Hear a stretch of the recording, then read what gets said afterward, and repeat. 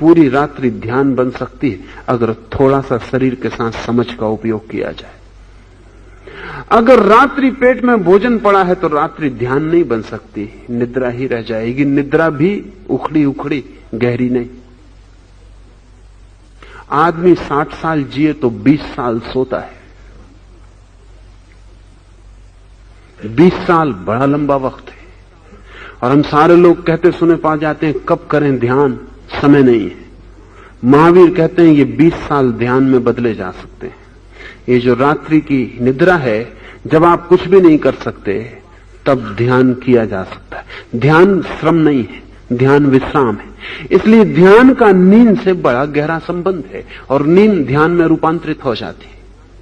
लेकिन नींद ध्यान में तभी रूपांतरित हो सकती है जब पेट ऊर्जा न मांग रहा हो, जब पेट मांग ना कर रहा हो कि शक्ति मुझे चाहिए पचाने के लिए, जब पेट शांत हो, पेट की कोई मांग ना हो, ऊर्जा मस्तिष्क में हो। इस ऊर्जा को ध्यान में बदला जा सकता है। अगर इसको ध्यान में न बदला जाए तो नींद को तोड़ने वाली हो जाएगी, जो कि आम उपवास करने वाले की होती है। अगर ये ध्यान में बदल जाए ये ऊर्जा, तो नींद को बाधा नहीं देगी। नींद अपने तल पर चलती रहेगी और एक नया आयाम, एक नया डायमेंशन ऊर्जा का शुरू हो जाएगा ध्यान। कृष्ण ने कहा है कि योगी रात सोकर भी सोता नहीं। महावीर ने भी कहा है शरीर ही सोता है, चेतना नहीं सोती। ये एक भीतरी कीमिया है।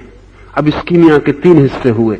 अगर ऊर्जा पेट में जाए तो मस्तिष्क में जाती नहीं, पहली बात। अगर ऊर्जा मस्तिष्क में जाए और ध्यान न बनाई जाए तो नींद असंभव हो जाएगी।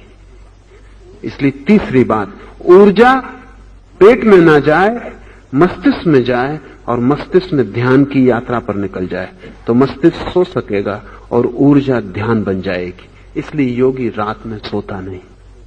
इसका यह मतलब नहीं कि योगी का शरीर नहीं सोता, शरीर भली भांति सोता है, आपसे ज्यादा अच्छी तरह सोता है।